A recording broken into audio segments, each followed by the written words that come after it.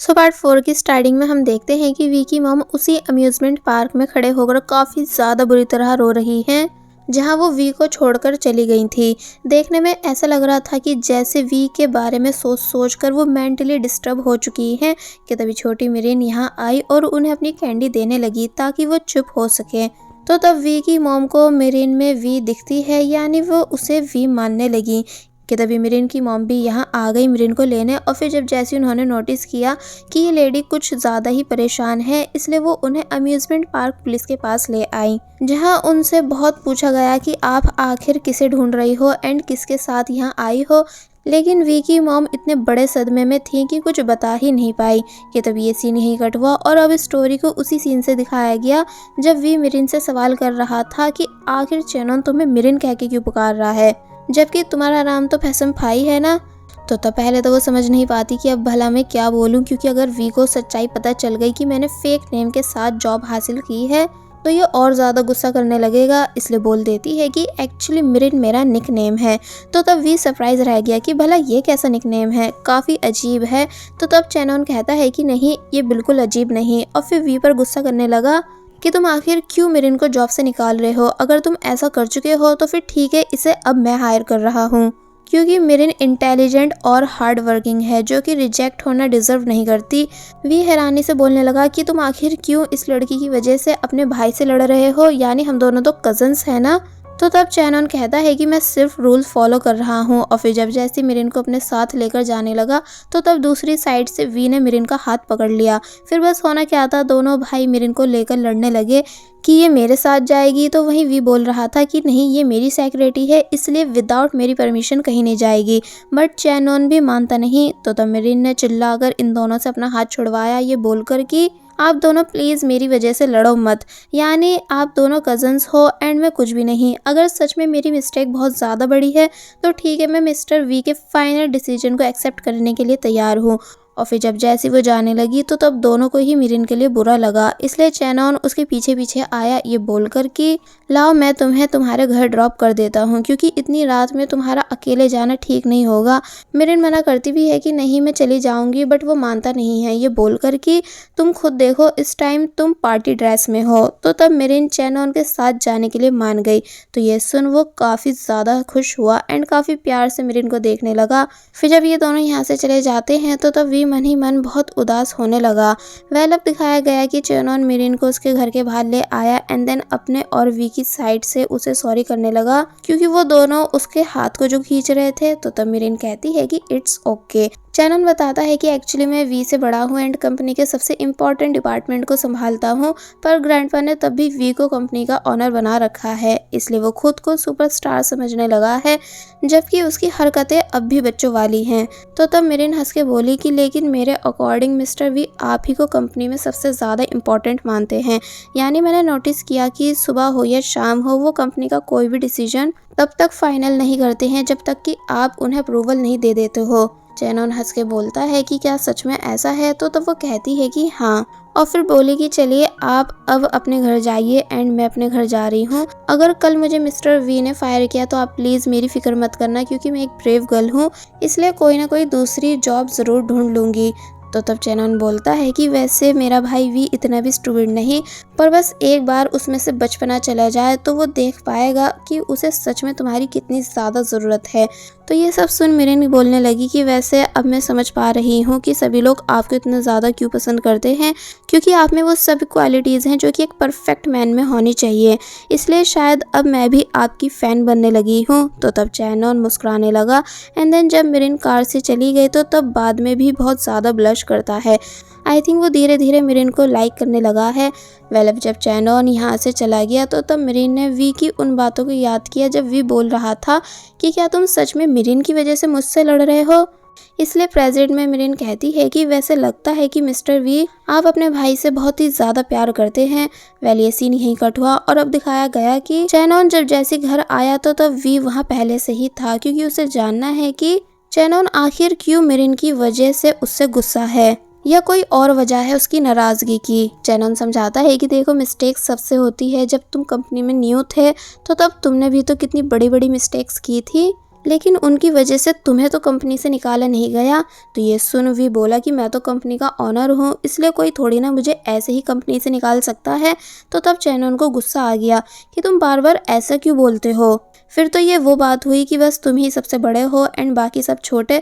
फिर तो तुम मुझे भी एक एम्प्लॉय ही मानते होंगे एंड अगर कभी मैंने भी कोई मिस्टेक कर दी फिर तो तुम मुझे भी कंपनी से बाहर कर दोगे, क्योंकि तुम कंपनी के ऑनर जो हो। तो तब वी बोला कि तुम फिर से इतने सीरियस क्यों हो रहे हो, वो भी मिरिन की वजह से।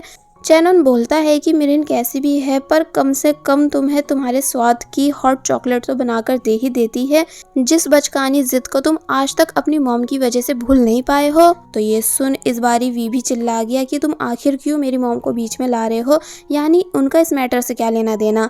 तो ये सुन चैनन उससे हल्की आवाज करने को बोल ही रहा था कि तभी चैनन की मॉम भी यहाँ आ गई, ये पूछते हुए कि तुम आखिर क्यों इतनी रात में मेरे बेटे पर चिल्ला रहे हो, कम से कम इसे रेस्ट करने का तो टाइम दे दिया करो। जिस पर भी बोलता है कि माफ़ करना लेकिन मुझे अभी बस 5 मिनट और चैनन से बात करनी है।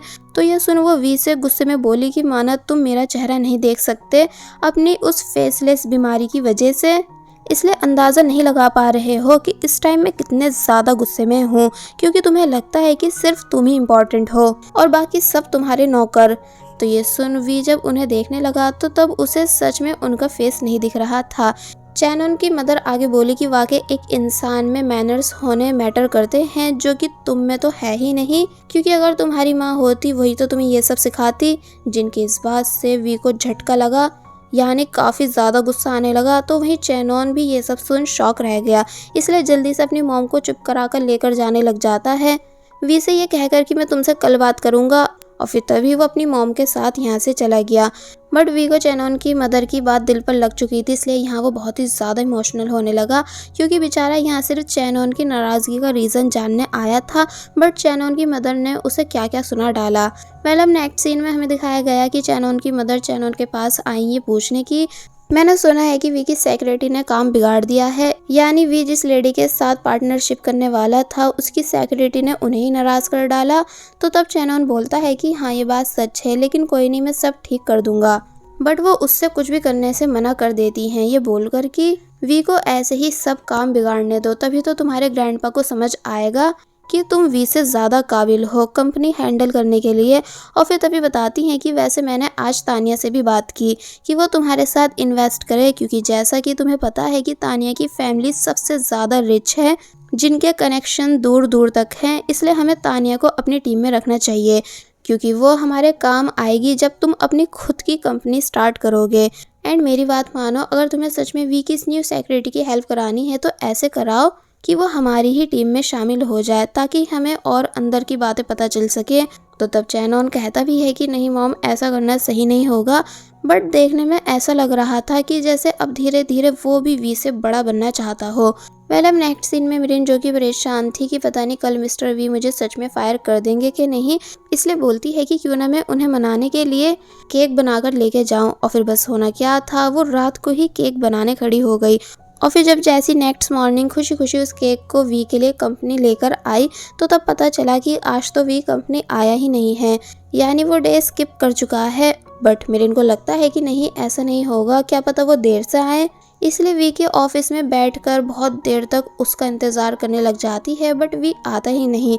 इसलिए वो थोड़ा बाहर टाइम पास करने आई एंड सभी को देखने लगी, बट सभी लोग अपने अपने कामों में बिजी थे, जिस वजह से वो वापस ऑफिस में आकर बैठ गई एंड बोर हो ही रही थी कि तभी यहाँ चैनन आया और पूछने लगा कि तुम यहाँ क्या कर रही हो, यानी मुझे लगा कि वी नहीं होगा तो तुम भी घर चली गई होंगी। बट मिरिन बताती है कि नहीं ऐसा नहीं है। और फिर चैनन को भी थोड़ा सैड देख पूछने लगी कि क्या कुछ हुआ है। तो तब चैनन ने बताया कि हाँ कल मेरी और वी की कुछ ज़्यादा ही फाइट हो गई थी, शायद इसी वजह से वो गायब है। तो ये सुन मिरिन उदास होने लगी कि तभी उसे चैनन के पेट से अजीब आवाज़ें आई, इसलिए चैनन ऑकवर्ड होकर बोला कि एक्चुअली आज सुबह से मैंने कुछ खाया नहीं है ना, तो इसलिए ऐसा हुआ। तो तब मिरिन कहती है कि कोई नहीं बस 1 मिनट। और फिर वही केक जो वो वी के लिए बनाकर लाई थी उसको चैनन को देने लगी, जो कि चैनन को भी बहुत ज़्यादा पसंद आया, क्योंकि सच में मिरिन की कुकिंग अच्छी है। मिरिन बातों बातों में पूछती है कि वैसे आपको क्या लगता है कि मिस्टर वी कहाँ जा सकते हैं। तो तब वो बताता है कि पता नहीं, यानी मैं already restaurant, clubs, theatre, rooftop, hotel and यहाँ तक कि लेक के पास भी पता करवा चुका हूँ, पर वो कहीं भी नहीं है, क्योंकि अगर मैं सैड होता तो इन्हीं सभी जगह जाता। तो ये सुन मिरिन बोली, पर अगर मैं उदास होती तो मैं वहाँ जाती जहाँ से मेरी यादें जुड़ी हो। इसलिए कहने लगी कि 1 मिनट, शायद मुझे पता है कि वो कहाँ हो सकते हैं। और फिर चैनन को सारा केक रखने के लिए बोलकर वहाँ से चली गई। चैनन मिरिन की ये सब हरकतें देख हंसी रहा था, पर जब जैसी उसने नोटिस किया कि केक बॉक्स पर वी का नाम लिखा है, यानी ये केक वी के लिए था, इसलिए यहाँ उसका सारा मूड खराब हो गया।